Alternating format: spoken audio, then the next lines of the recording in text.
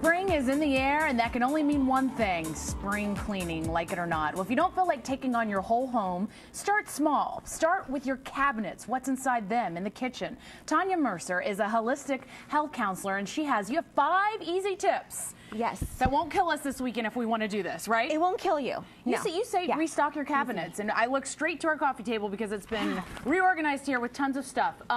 Restock your cabinets. What do you mean by that? Where do you start? Well, you start first by pulling everything out. I know it's painful for a lot of people just to have to deal, but you just got to do it. Okay. Pull everything out, put it on the counter, because you will be surprised if you have things like flour and open boxes of cereal that have been sitting around for a long time. Little bugs tend to find their place there, and they make their home. Nice thought. They make their home on the bottom of your cabinet shelves. So you want to take everything out and just wipe it off, and you'll be shocked to see what's there. What's hiding beneath there, because things like flour and sugar and brown sugar, sometimes you just use once or twice a year. Yes. And then they breed those bugs. They love to live in there. And then you'll see they might even make holes in the bags. It's kind of gross. So you want to, gosh. And any holes you see, dump. Okay, so dump it out. Dump it. Next thing, you want to look at expiration dates. Expiration dates. Yeah. And most everything has it. This on the bottom. Right. So if it isn't open, like these cookies you have right here. Yes. And if I look at the expiration date, and I know everybody does this, it's not just me, does that mean it's still okay if it's a month off? I mean, what do you think? It's a not month opened. off, okay, but I asked my neighbor to borrow something, to can something the other week, and she gave it to me, and it was expired 3 years ago, and I didn't know, and I opened it, and it was disgusting. So, oh, that was canned, though? Yeah. Okay, 3 years is a little much. Yeah. A month? I mean, you could get by with a month if you're going to eat it. Yeah, a month or 2 is fine, but a year over, just dump it. So that's the first thing. Dump everything that's old, and this is the time to be honest, too. Anything that you really are looking at, like, I'm never going to eat this, give it away to a food pantry or to a church. They will happily take something that's not expired. That's a very good idea. You also say put your older items up front in the pantry. Yes, put them up front so you can see them first and use them first. So just like what supermarkets do, that's how they stock their shelves. Makes sense. Yes. Get rid of it first. You won't forget about it. Right. And we just talked about flour, but you have some things right here. Yeah. The canisters. You say get those out. The canisters, yes. Like this one right here. They are tightly sealed, so you want to find something with a seal. Like this has a seal. All right, and so the point is you want to keep air out. Air is not your friend here because that's where the bugs start to breed.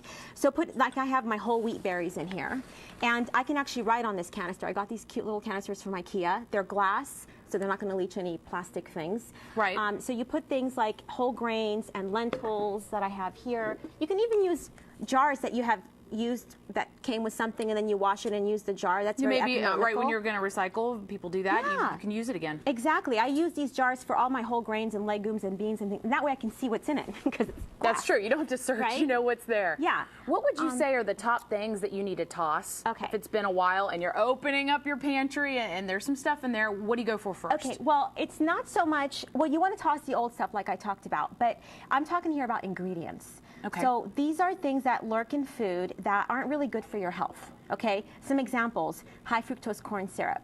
It hides in everything. It's in salad dressing. It's in oatmeal, kids' oatmeal.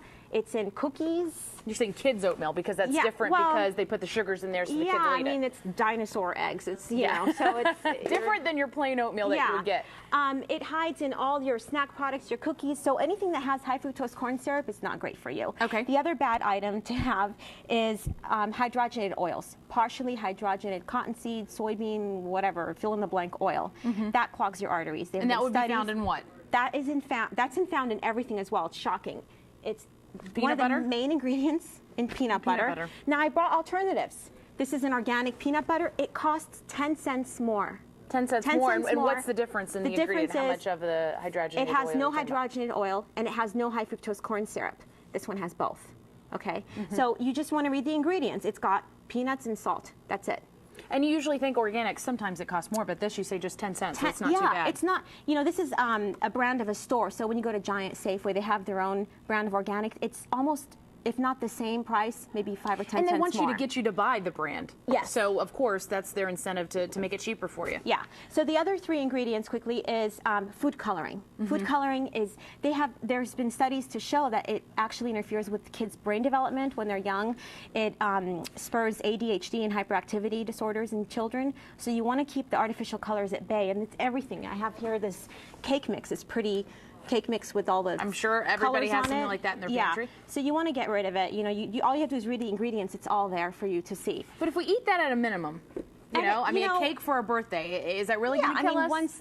No, it's not going to kill you. Yeah. But I'm talking about what you're doing every day consistently. And the food coloring is in a lot of things that kids have every day, like some juices and drinks and other cookies and things like that they have for snacks. So you want to and there's always an alternative. Here's an alternative.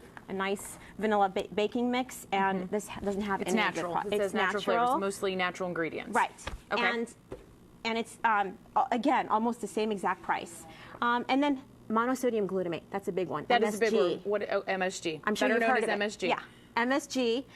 It's in a lot of Chinese food, which got the bad rap. Right, and I want to ask you about that because it's not sanctioned by the FDA. It's not a law right now that they don't have the administration rights to put that on labels. They don't have to, right? Do you know anything about that? They have to put the ingredients on the label. So but not like low fat. They, because many people get sick off of that. Right. Oh, you mean on? Yeah. No, they don't have to. They don't have to do so that. So that's why you really really need to read. It's in the ingredients list. So this soup has MSG in it, monosodium glutamate, and that many people have allergic reactions. They get headaches. It's an excitotoxin, so it makes your brain heavily excited, like over to more than it really should be, and it actually kills off some neurons. There's been studies on this. Jeez. Yeah. So I know it sounds scary, but again, 1 or 2 times is not going to kill you. Yeah. But just not a daily kind of thing. Don't stock it in your pantry, and you can find alternatives that are almost the same price, sometimes lower, sometimes a few cents more. This is a great example of one that's all natural. Organic soup. Organic. So you said organic.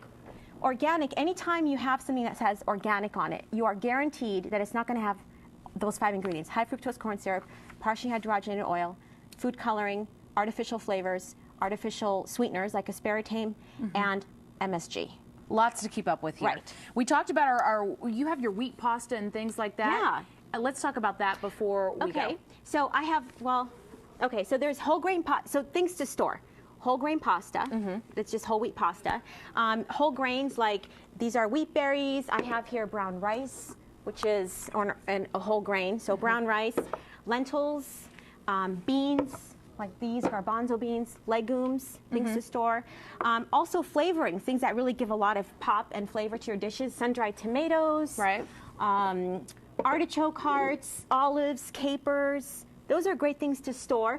Also, a great one is tomato products. You can make a quick tomato sauce just by having a can of organic tomatoes on hand. All top the list. Yeah. Very good tips, Tawny. Thanks for coming in and Thank you. helping us out. I think I have some cleaning to do one of these days. One of these days. One of these days. Get to it. Everybody You'll says get that, to it, right? Right.